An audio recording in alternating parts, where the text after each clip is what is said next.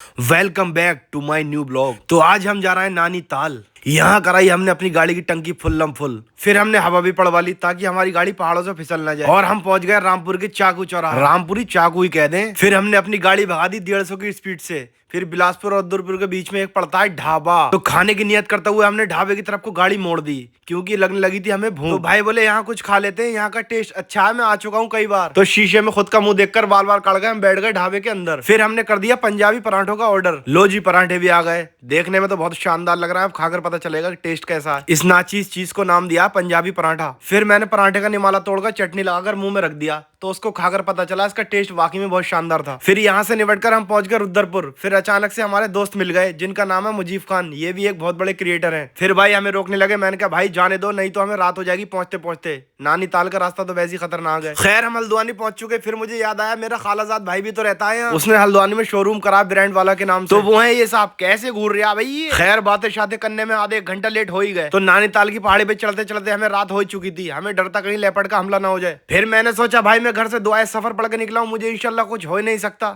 खैर हम नैनीताल पहुंच चुके थे। पहुंचते पहुंचते हमें लगने लगी थी बहुत ज्यादा ठंड। तो गाड़ी से उतर के मार दिए मैंने 2-4 डंड। फिर आ गई मेरे अंदर गर्मी। फिर झील पर पहुंच गए, फिर हो गई ठंड। ये देखिए नैनीताल की झील का नजारा कितना शानदार और कितना पीसफुल। आहा कितना सुकून मिल रहा था भाई। फिर हम माल रोड से होते हुए पहुंच गए झील के उस साइड जहाँ पे नैनीताल की मीना बाजार लगती है। फिर झील पर खड़े होकर मैंने दे दी 2-4 पोज। तो यहाँ पर एंजॉय करने के बाद हमने गाड़ी चढ़ा दी अपनी स्नोवियो को। भाई ये यहाँ तो बहुत खड़ी चढ़ाई है, मेरी तो बहुत हवा खराब हो रही है, लेकिन यहाँ बहुत बार आने जाना लगा रहता है इसलिए अब डर नहीं लगता। और फिर हमारी गाड़ी भी खतरनाक है, जहाँ चढ़ाओगे वहीं चढ़ जाएगी। तो फाइनली गाइज हम स्नोवियो पर पहुंच चुके हैं। अब आपको पता चलेगा मैं नैनीताल को नैनीताल क्यों कहता हूँ। फिर चुपके से हमने नानी घर में एंट्री ले ली और देखा नानी हमारी तस्वीर पढ़ रही थी। माशाल्लाह मेरी नानी ने एक बार हज और उम्रा भी कर रखा है। खैर घर में पहुंचते ही हमारे आगे हीटर लग चुका था, ठंड तो गायब ही हो चुकी थी। इनके घर से पूरा नैनीताल दिखता है, बहुत शानदार व्यू आता है। खैर फिर चाय नाश्ता होने के बाद हमारे लिए होने लगा खाने का इंतजाम। नानी के हाथ का मटर पनीर खा के मजा ही आ गया। किस्मत वाले होते हैं वो लोग जिन्हें दादी नानियों का प्यार मिलता है। फिर हमने खाना खाने के बाद बातें शातें की, भाई अपना काम करने लगे और मैं अपना। मिलते हैं नेक्स्ट व्लॉग में। अल्लाह हाफिज।